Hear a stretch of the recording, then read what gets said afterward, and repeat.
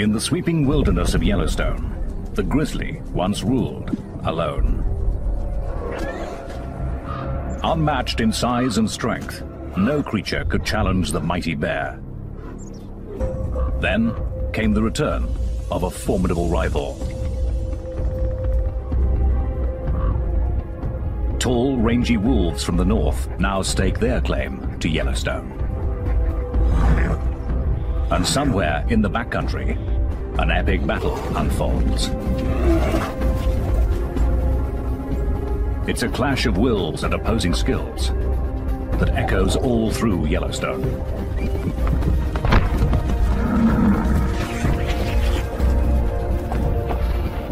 In the cauldron of this wilderness, the grizzly has the most to lose. Will wolves be the new masters of Yellowstone? Or can the grizzly keep its kingdom and emerge the victor?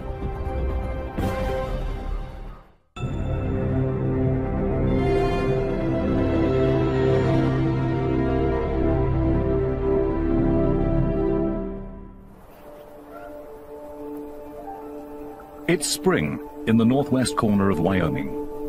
The year is about to begin for the grizzlies of Yellowstone.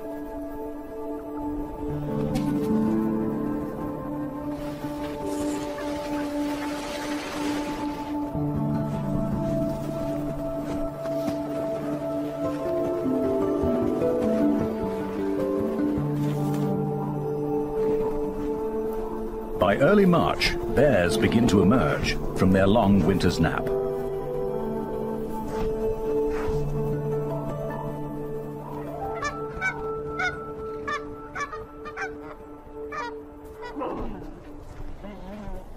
They may not have eaten a thing for 4 or 5 months, and with snow still deep, a female and 3 cubs search for a winter kill.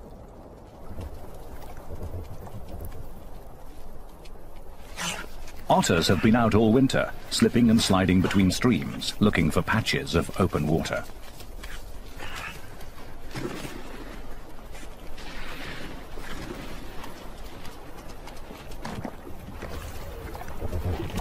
They're kept under close watch by a coyote.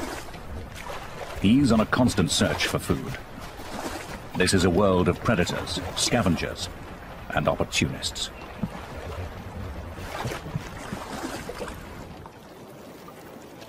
In the thawing surface layer of ice, the grizzlies find a strange windfall. Entombed in the ice all winter, frozen fish are the first banquet of the year for the bears.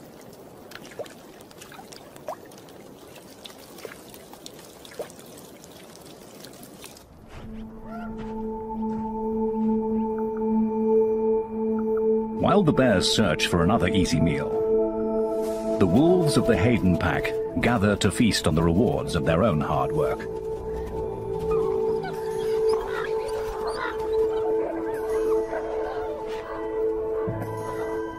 But a bold young bear has found their carcass, and a grizzly is accustomed to taking what he wants.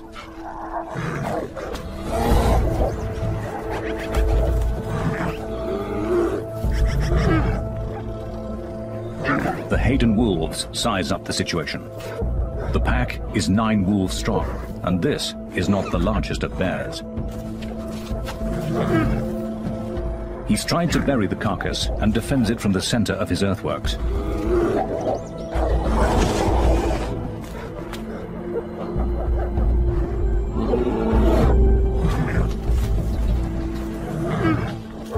It's his strength against their speed. But the wolves seem to think they can take him.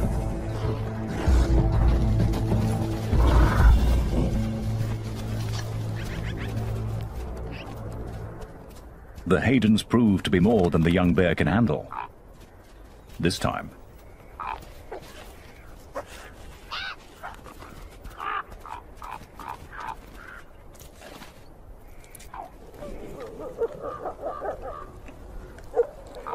Bears or wolves, it makes no difference to the ravens. They always make their point, but manage to stay above the competition.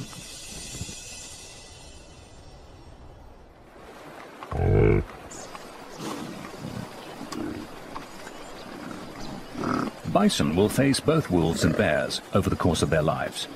But the first challenge for newborn calves is just keeping up with their mothers. They're on their way to summer pastures, and for the calves, it's sink or swim.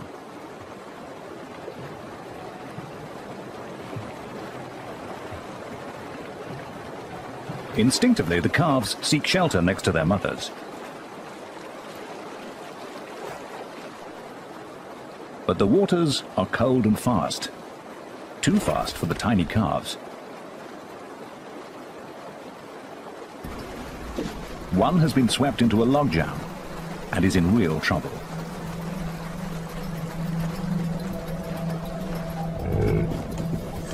His mother has suddenly realized what's happening.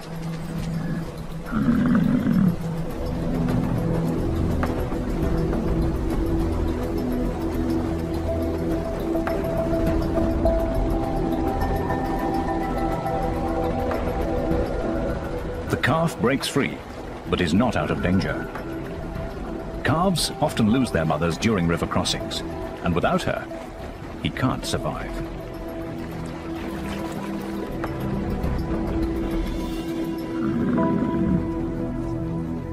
This calf is a lucky one. He's safe, though utterly exhausted.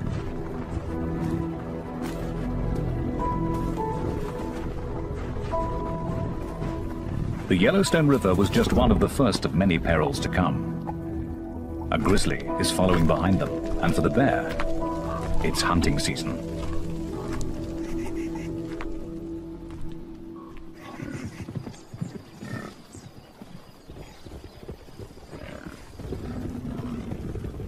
Yellowstone's 3,500 bison are the largest free-ranging bison herd in the world. As they gather on the greening meadows of Hayden Valley, the old frontier looks very much alive. It's a scene one old grizzly has witnessed many times. This rugged veteran has roamed Yellowstone for almost 20 years, long before wolves were brought back to the park. He is bear number 211, known to bear watchers as Scarface. In his youth, he hunted bison in this great valley. Now, he leaves such high-risk work to a younger generation.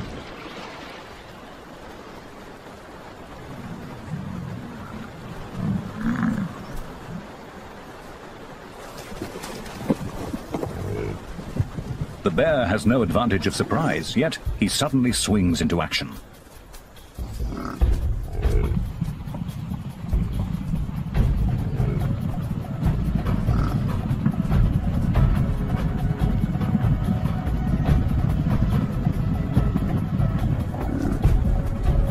The chase is just youthful exuberance. There's not much hope of success.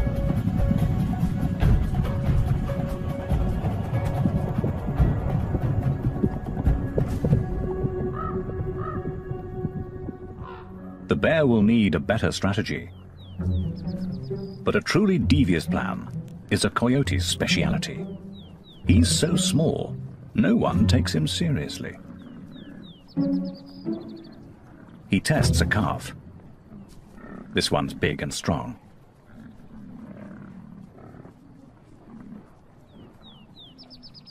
Then he finds a smaller one.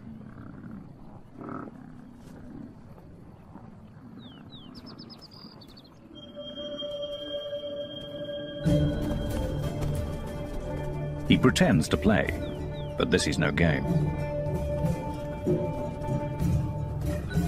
If the coyote can coax the calf off by itself, he has every intention of killing it.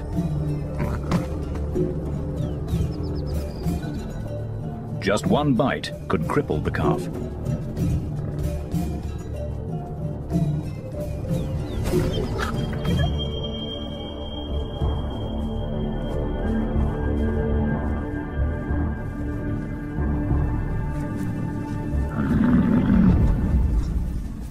But some motherly backup puts an end to all that.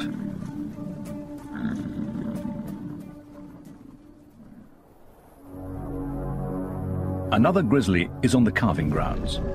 and this one has perfected his craft.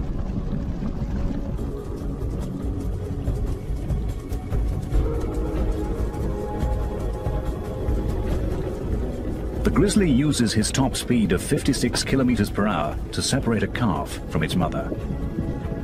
And though the bison weighs twice as much as the bear, she's young and undone by the grizzly's aggression.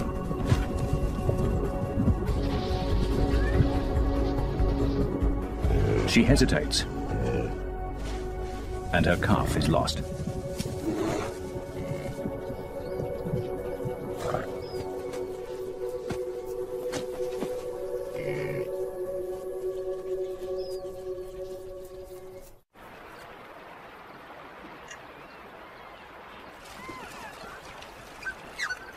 For hunters and hunted alike, each encounter in Yellowstone presents a critical choice. What is brave one moment is foolish the next.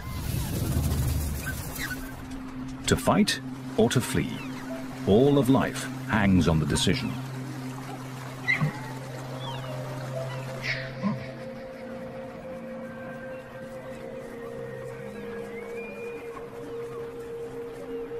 With two wolves out on the prowl, a mother elk weighs her options carefully. The wolves have seen her, but not her calf. It's too young to outrun the wolves. Its only defense is to hide and keep completely still.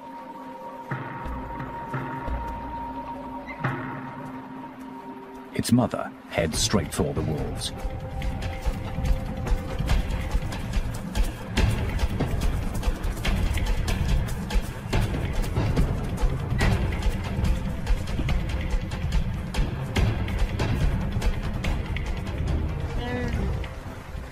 Her purpose is to distract them, to keep their attention entirely on her.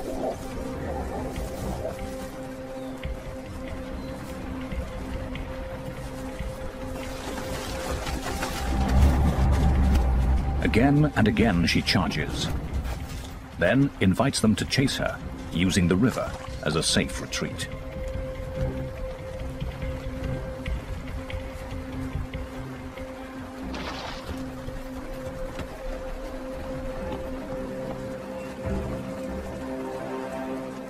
She can play this game against two wolves, but she would never attempt this with an entire wolf pack.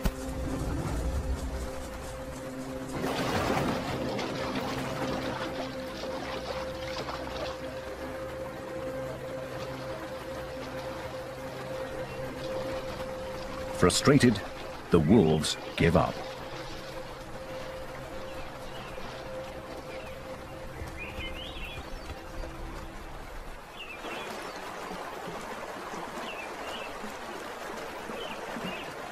The calf owes its life to the tactics and the courage of its mother.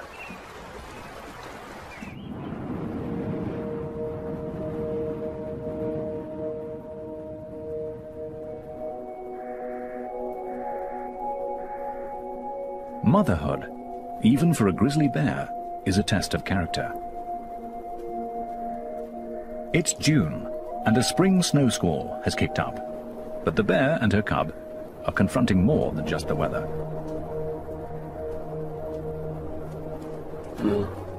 Wolves from the Druid pack have caught them out in the open. In the tug-of-war between grizzlies and wolves, the wolves attack where they can. They are after the cub. If they can kill it, they will eliminate a future rival.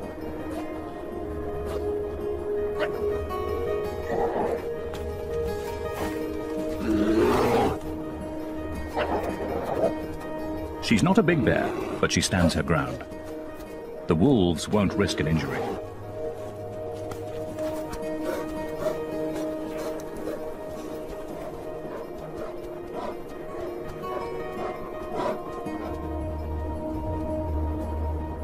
Suddenly, it's over.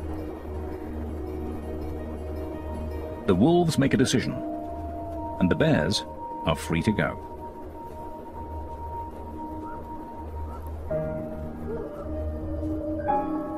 As the two dominant predators in Yellowstone, grizzlies and wolves make life hard for each other. The cub is vulnerable to the wolves now. If he survives to become a really big bear, the tables will turn.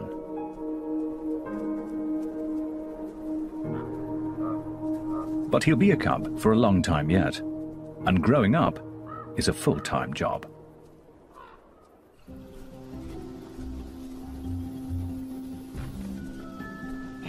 Things are even more interesting with a brother or sister.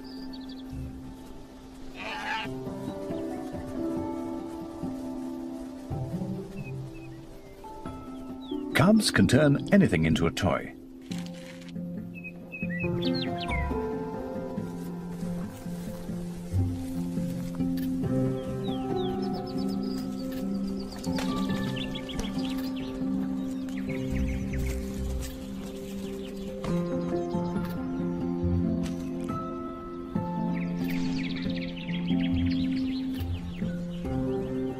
Every game lets them discover what they can do, and their mother is always there to supervise.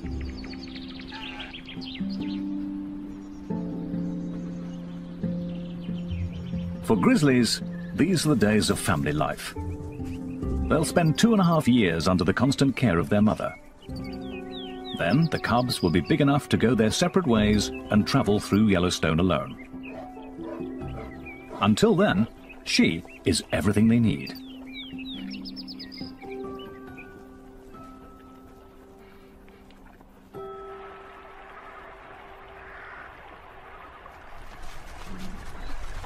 A wolf's lifestyle couldn't be more different. Wolf pups are used to large families. There are 5 pups in the average litter. At 1 month old, they begin to venture away from the den.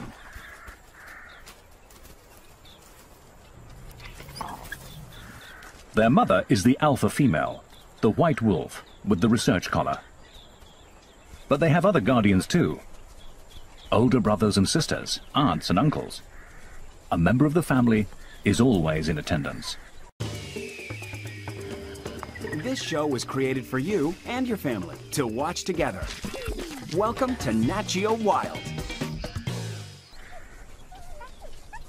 When the pups grow up, many will disperse to other packs, looking for a place to belong. Wolves will always be drawn to each other's company.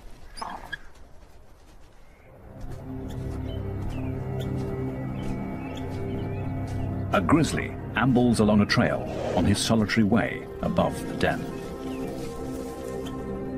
It's old Scarface. He probably means the pups no harm, but he's come far too close for the wolves' comfort. The adults treat him as a serious threat.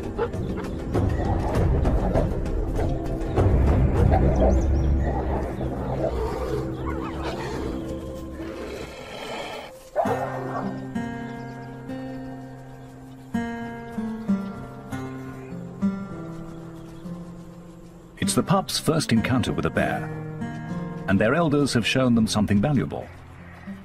Together, they can challenge a grizzly and defeat it. As for Scarface, he hasn't lived this long without knowing how to avoid real conflict.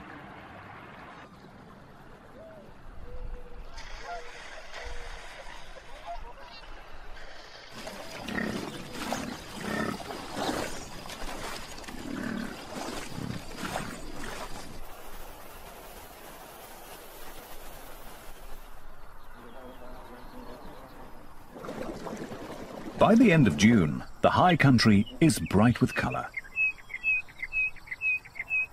Summer residents are settling in. They're claiming territories, building homes, finding partners.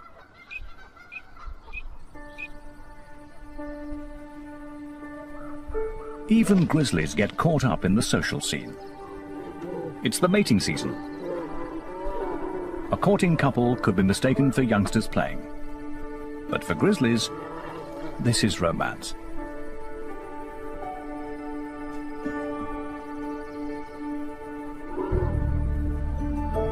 Once she has accepted him, They will wrestle and play and mate many times, staying together for 10 days or so.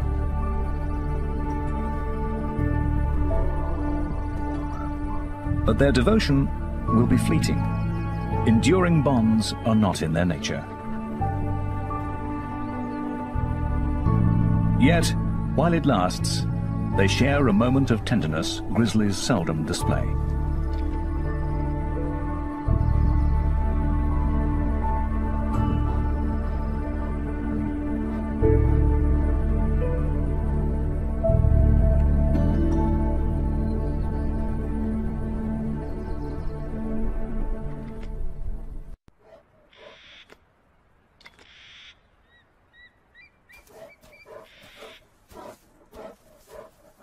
For the grizzlies, this year's battle for Yellowstone is coming to a close.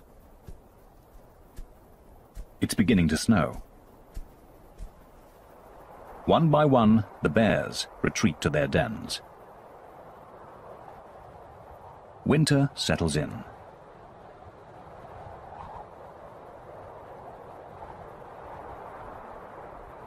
The snow brings elk down from the high country to wintering grounds in the valleys. And wherever the elk go, the wolves follow. Winter is the season when wolves are riding high.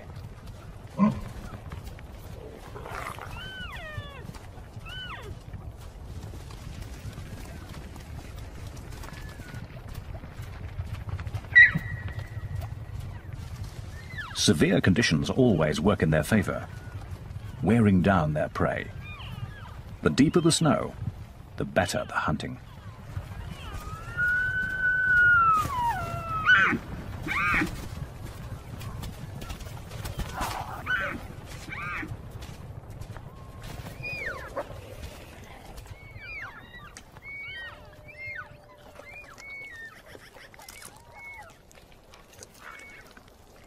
No bears will contest the carcass, but many other scavengers gather at the feast.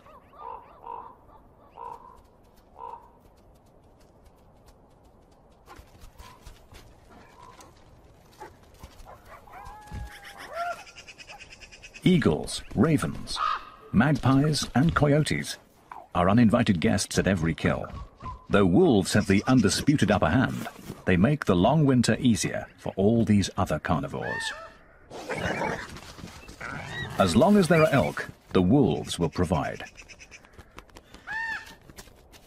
But all these hungry scavengers steal so much meat that they may be one reason why the wolves form packs, to protect their own share of the kill.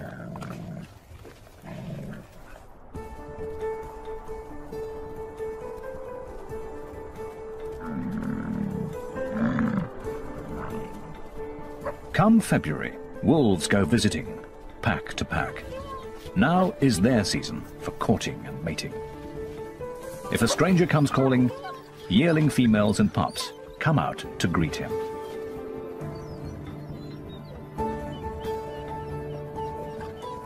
He'll please them all if he can, but what he's really after is a willing partner and a private rendezvous. Yet even the most intimate moment often requires the pack's approval.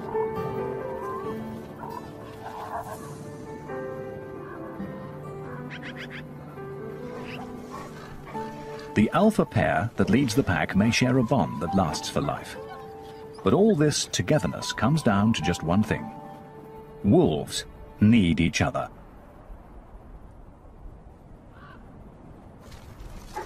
Wolves are accustomed to working year-round and feeding many mouths. But come the end of winter, it can take the abilities of a bear to get the job done.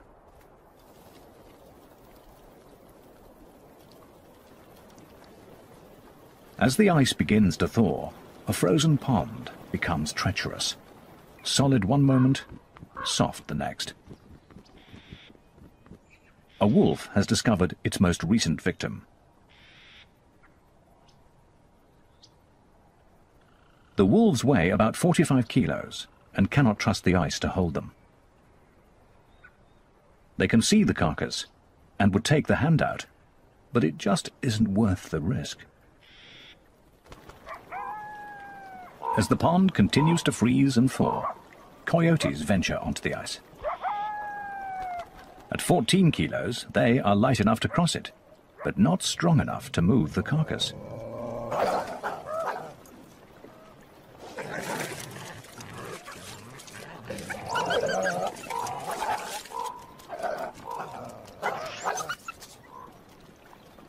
If the ice melts much more, they won't be able to reach the carcass at all.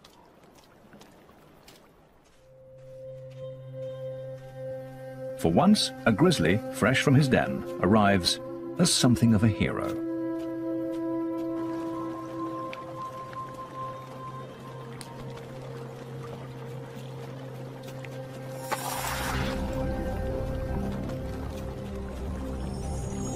He's certain to fall through.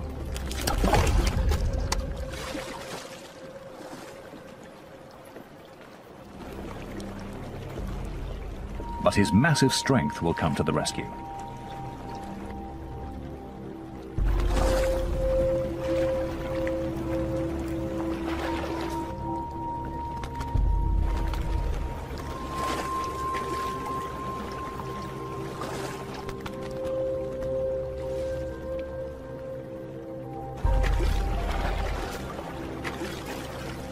It's only when his coat is soaking wet that you can see how thin he is and why this carcass is worth so much effort.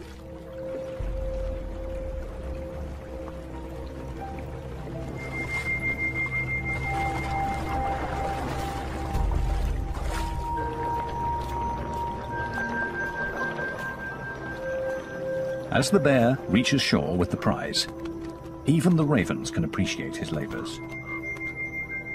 And there'll be bones for the coyotes, after all.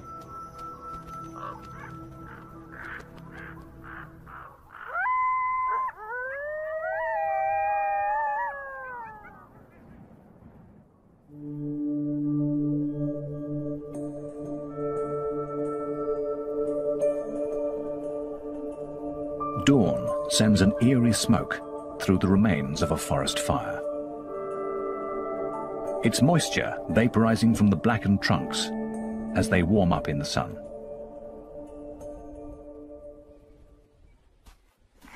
Though the fire killed the trees, a wild garden springs up at their charred feet, rich with minerals from the ash. Grizzlies seek out this fresh, nutritious salad.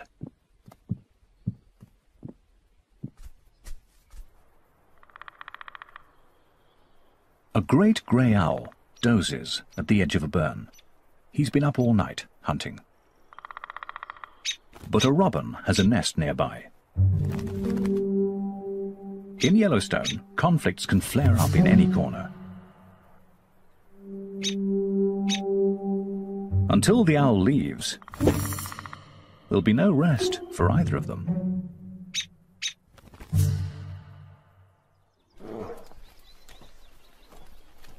A grizzly has come to the recovering burn to feast on daisies, asters, fireweed, and cow parsnip, teaching her yearling cub that this is a good place to forage.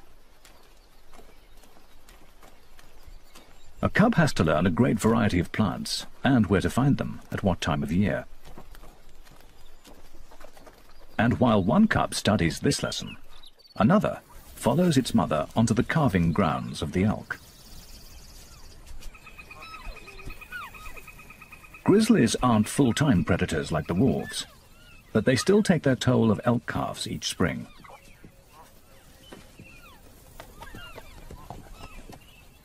The bear moves through the grass with a purpose. She relies on her nose, testing the air and searching the ground for the scent of elk. It's all her tiny cub can do to keep up.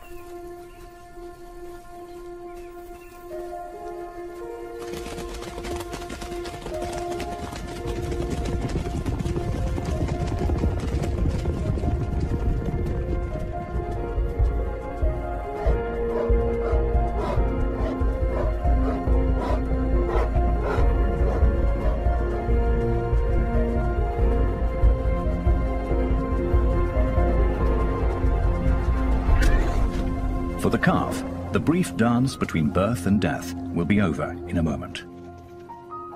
For the cub, It's a first step in honing a skill that will help him succeed in Yellowstone.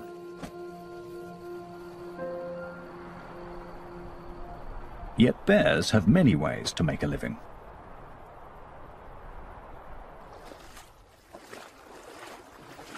Wolves must hunt to survive. But a grizzly's life is full of choice. Old Scarface may no longer be able to chase down elk, but he's managed to catch a fish.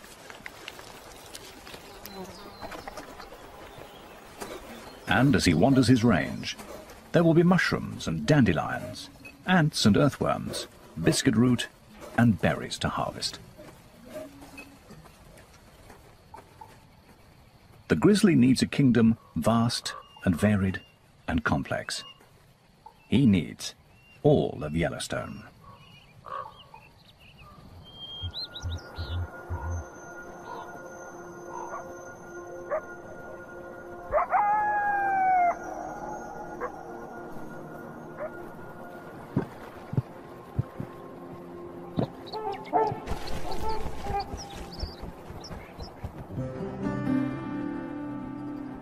In this cauldron of competition and conflict, a grizzly sometimes gets to relax.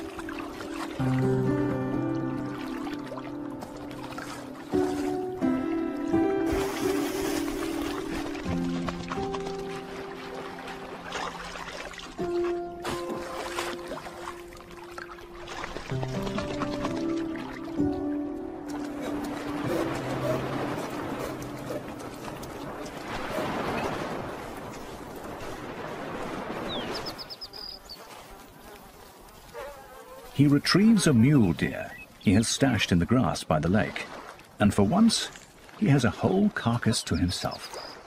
Well, almost.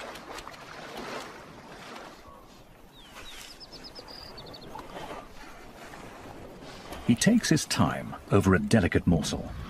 It's not often he gets to enjoy the little things in life.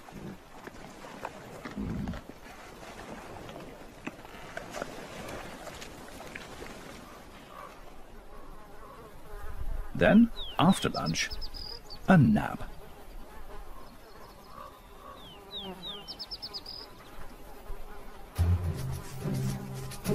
That is, until biting flies discover the grass-covered carrion he's using for a pillow.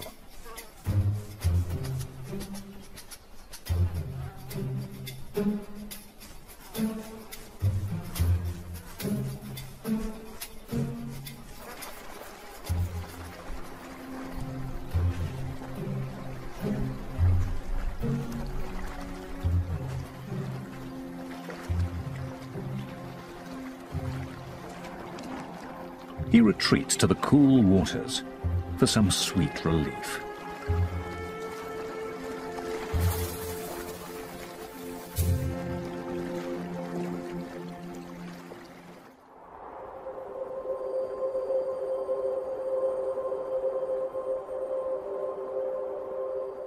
By the end of summer, all activity is focused on the coming winter.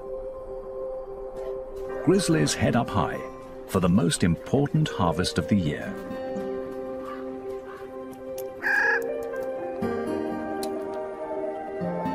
The Clark's nutcracker is up there already, collecting the seeds of the whitebark pine. Squirrels are also gathering their winter seed store. The birds will disperse the seeds, but the squirrels will cache them, and that's what the grizzly is looking for. The bear digs up their work. The seeds are rich in fats, and the bear takes in as many calories as she can.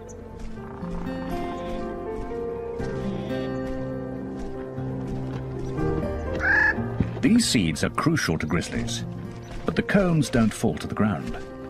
Grizzlies often rely on someone else to climb up and harvest them. Black bears can make it almost to the top.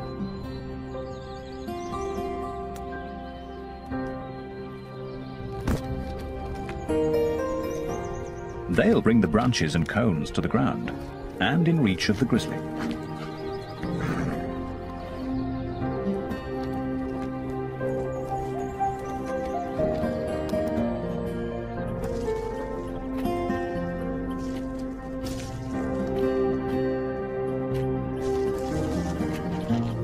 The mighty bear may be dominant among these many creatures, but she's also dependent on all their efforts.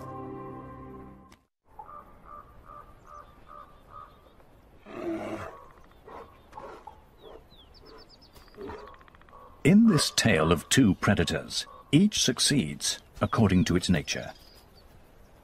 This enormous male is waiting on the wolves. He's staked out in the territory of the Molly's pack. And here they come, right on schedule.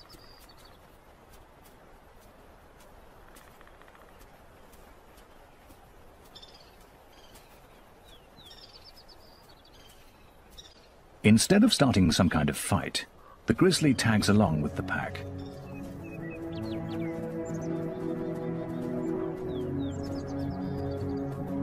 The bear is huge. He looks to be almost 300 kilos, and the wolves seem resigned to his presence.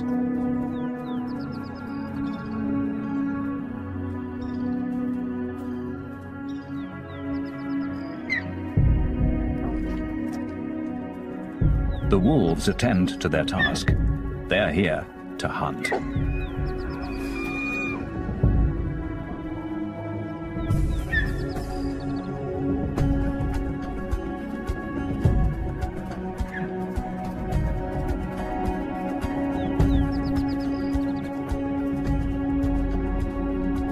The bear lets them go. He's in no hurry.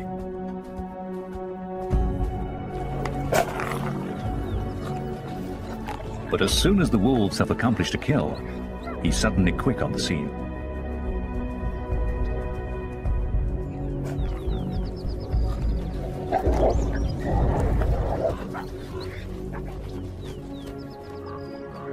This is the way of things in Yellowstone.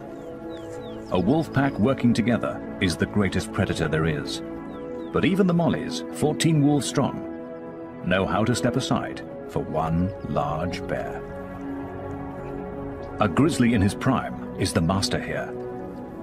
He makes the most of the skills of others and takes from them all in turn. The wolves must simply bide their time and wait for him to leave.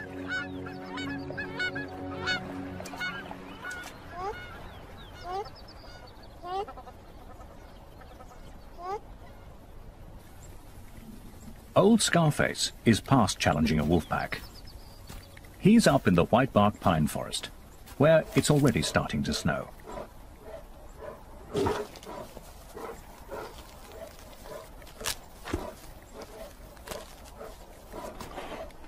Winter is closing in. The pine seeds are all but gone. Soon there'll be nothing left to eat. Slowly, limping now with age and effort, he makes the climb up the snowy slope.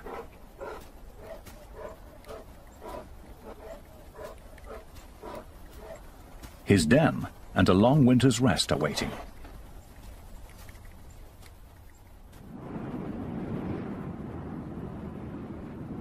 By the end of November, the grizzlies of Yellowstone have gone to bed. Once again, Yellowstone is wolf country. At least, that's how the story is supposed to end. But here, on Christmas Day, 4 weeks late for hibernation, a grizzly sits on a wolf kill.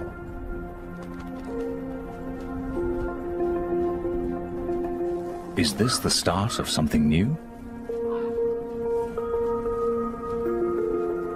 A grizzly, out in winter, breaking all the rules?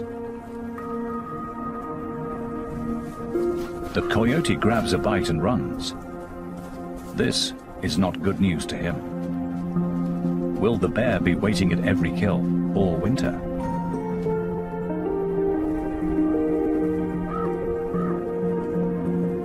The bear is wide awake